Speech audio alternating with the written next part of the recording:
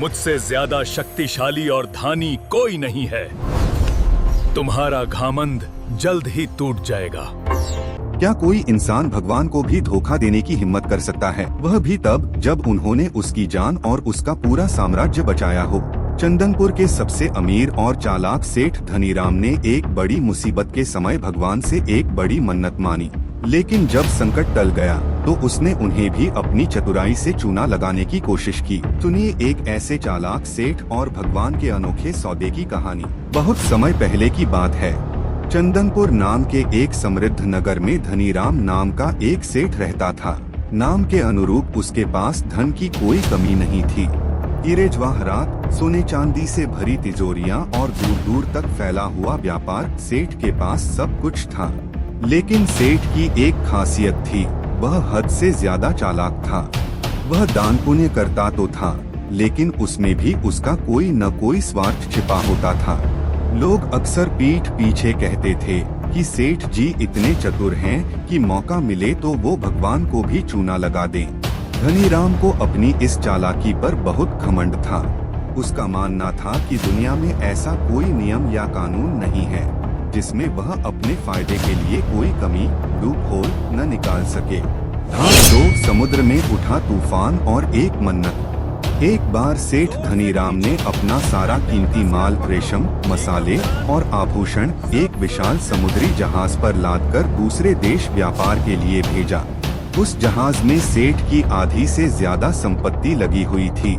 कुछ हफ्तों बाद खबर आई कि समुद्र में एक भयंकर तूफान आया है और सेठ का जहाज उस तूफान के बिल्कुल बीचों बीच फंस गया है। जहाज के बचने की कोई उम्मीद नहीं थी। यह खबर सुनते ही सेठ के पैरों तले जमीन खिसक गई। वह नंगे पैर दौड़ता हुआ नगर के सबसे बड़े मंदिर में गया और भगवान की मूर्ति के सामने फूट फूट कर रोने लगा। उसने हाथ जोड़कर एक बड़ी मन्नत मांगी, हे प्रभु, हे दीनानाथ, अगर मेरा जहाज और मेरे आदमी सुरक्षित वापस लौट आए तो मैं अपनी सबसे कीमती और आलीशान हवेली बेच दूंगा, और उस हवेली को बेचने से जो भी पैसा मिलेगा वह सारा का सारा गरीबों और बेसहारों में बांट दूंगा। एक पाई भी अपने पास नहीं रखूंगा। भाग्यपूर्ण संकट टला और नियत बदली। ईश्वर तो दयालु हैं। कुछ ही घंटों में चमत्कार हुआ।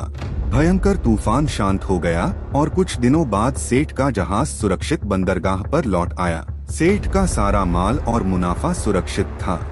जब सेठ को यह खबर मिली तो खुशी के मारे वह नाचने लगा, लेकिन अचानक उसे मंदिर में मांगी गई अपनी मन्नत याद आ गई। उसकी हवेली की कीमत उस जमाने में 50 लाख रुपए थी। 50 लाख रुपए, इतनी बड़ी रकम गरीबों में बांटने के ख्याल मात्र से ही सेठ का दिल बैठने लगा। उसकी नीयत डोल गई। उसे लगा कि मुसीबत के समय तो कुछ भी बोल दिया जाता है, लेकिन अब 50 लाख रुपए कैसे लुटाए जाएं? सेठ का चालाक दिमाग थे। उसे भगवान को दिए गए वचन को भी पूरा करना था और अपना पैसा भी बचाना था। रात भर जागने के बाद सुबह उसकी आंखों में एक धूर चमक थी। उसने एक तरकीब खोज निकाली थी, भाग चाल हवेली की अनोखी नीलामी। अगले दिन पूरे चंदनपुर नगर में मुनादी करवा दी गई, सुनो सुनो सुनो, सेठ धनीराम अपनी 50 लाख की आलीशान हवेली मात्र 1 रुपए में बेच रहे हैं। पूरे नगर में सनसनी फैल गई। जो सुनता वह हवेली की तरफ दौड़ पड़ता। देखते ही देखते हवेली के बाहर हजारों लोगों की भीड़ लग गई। सेठ हवेली के चबूतरे पर बैठा था। उसके एक हाथ में हवेली के कागजात थे और दूसरे हाथ में एक पुरानी, सड़ी हुई और दीमक लगी लकड़ी की छड़ी। जब लोगों ने 1 रुपए में हवेली मांगी तो सेठ ने मुस्कुराते हुए अपनी शर्त रखी, भाइयों, मैंने सच कहा है, हवेली की कीमत सिर्फ 1 रुपया ही है, लेकिन हवेली उसी को मिलेगी जो मेरी यह पुश्तैनी लकड़ी की छड़ी भी खरीदेगा। इस छड़ी की कीमत मैंने 50 लाख रुपए रखी है। हवेली और छड़ी दोनों एक ही सौदे में बिकेंगे, यानी आपको कुल 50 लाख और 1 रुपया देना होगा। लोग सेठ की चालाकी समझ गए। वह हवेली 1 रुपए में बेचकर छड़ी के बहाने अपने 50 लाख वसूल रहा था। लोग उसे गालियां देते हुए और कोसते हुए वहां से लौट गए। 5 एक रहस्यमय खरीदार का आना। भीड़ जब छंट गई तब वहां फटे पुराने कपड़े पहने हुए एक बूढ़ा भिखारी आया। उसके चेहरे पर एक अजीब सा तेज था और होठों पर एक हल्की सी मुस्कान। उसने सेठ से कहा, सेठ जी, मुझे आपकी हवेली और छड़ी दोनों की शर्तें मंजूर हैं। ये लीजिए 50 लाख रुपए और 1 रुपया। सेठ की आंखें फटी की फटी रह गईं। उसे यकीन नहीं हुआ कि कोई इस बेवकूफी भरे सौदे को मान लेगा। उसने तुरंत पैसे गिने, कागजात पर अंगूठा लगवाया और हवेली तथा वह सड़ी हुई छड़ी उस बूढ़े को सौंप दी। उसी शाम सेठ शान से मंदिर गया। उसने अपनी जेब से 1 रुपए का सिक्का निकाला और दानपेटी में खनक के साथ डाल दिया। आसमान की तरफ देखकर वह सीना चौड़ा करके बोला, देखा प्रभु, मैंने अपना वादा अक्षरशः पूरा किया। हवेली 1 रुपए में बिकी और मैंने हवेली की पूरी कीमत 1 रुपया आपके नाम पर दान कर दी। बाकी 50 लाख तो मेरी छड़ी के थे। सेठ अपनी चतुराई पर अट्टहास करता हुआ अपने घर चला गया। भाग 6, भगवान का मास्टर स्ट्रोक, राजा का दरबार।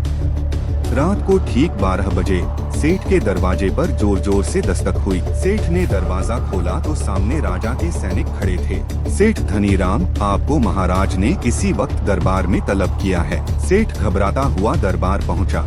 वहां राजा के सामने वही बूढ़ा भिखारी खड़ा था जिसने हवेली खरीदी थी। राजा ने कड़कती आवाज में कहा, सेठ, इस बुजुर्ग ने तुम्हारे खिलाफ धोखाधड़ी और ठगी की शिकायत दर्ज की है। सेठ ने हकलाते हुए कहा, कैसी धोखाधड़ी महाराज, मैंने तो अपनी सारी शर्तें पहले ही बता दी थी। इन्होंने अपनी मर्जी से सौदा किया है। तभी उस बूढ़े ने अपनी शांत लेकिन पूरे दरबार में गूंजती हुई आवाज में कहा, महाराज, व्यापार का एक सीधा सा नियम है, अगर बेची गई वस्तु खराब या दोषपूर्ण निकले तो विक्रेता को पैसे वापस करने होते हैं। मुझे हवेली से कोई शिकायत नहीं है। 1 रुपए के हिसाब से वह बहुत शानदार है, लेकिन सेठ जी ने मुझे जो छड़ी 50 लाख में बेची है वह अंदर से पूरी तरह खोखली है और उसमें दीमक लगी हुई है। मुझे वह सड़ी हुई छड़ी नहीं चाहिए। मैं अपनी छड़ी वापस करके अपने 50 लाख रुपए वापस चाहता हूँ। साथ अपने ही जाल में फंसा सेठ के पैरों तले से जमीन खिसक गई। उसका दिमाग सुन्न पड़ गया। वह अपने ही बुने हुए कानूनी जाल में बुरी तरह फंस चुका था। कागजातों में साफ साफ लिखा था कि छड़ी की कीमत 50 लाख है और हवेली की 1 रुपया। राजा ने छड़ी की जांच करवाई। बूढ़े की बात बिल्कुल सच थी, छड़ी किसी काम की नहीं थी। राजा ने अपना फैसला सुनाया, सेठ धनीराम, व्यापार के नियमों के अनुसार तुम्हें इस बुजुर्ग के 50 लाख रुपए इसी वक्त वापस करने होंगे। और रही बात हवेली की, तो वह 1 रुपए में जायज तरीके से बिक चुकी है, इसलिए अब तुम्हारा हवेली पर कोई अधिकार नहीं है। सेठ वहीं फर्श पर बैठ गया। उसके 50 लाख रुपए भी हाथ से चले गए और उसकी 50 लाख की हवेली भी सिर्फ 1 रुपए में चली गई। भाग 8, सत्य के दर्शन। जब भारी कदमों से सेठ रोता हुआ दरबार के बाहर निकला तो उसने देखा कि वह बूढ़ा आदमी एक पेड़ के नीचे खड़ा उसी की तरफ देखकर मुस्कुरा रहा है। सेठ गुस्से में उसकी तरफ बढ़ा, लेकिन जैसे जैसे वह पास गया, उस बूढ़े के फटे कपड़े अलौकिक वस्त्रों में बदल गए। उसकी झुर्रियां गायब हो गईं और वहां साक्षात भगवान खड़े थे। सेठ की आंखें चौंधिया गईं। भगवान ने एक गहरी मधुर आवाज में कहा, धनीराम, तुम इंसानों को धोखा दे सकते हो, उनके बनाए कानूनों में कमियां ढूंढ सकते हो, लेकिन उस ईश्वर को कैसे धोखा दोगे जिसने तुम्हारा यह चालाक दिमाग बनाया है। तुम भूल गए कि मेरे दरबार में हिसाब कागजों पर लिखी इबारत से नहीं बल्कि इंसान की नीयत से होता है। सेठ धनीराम फूट फूट कर रोने लगा और भगवान के चरणों में गिर पड़ा।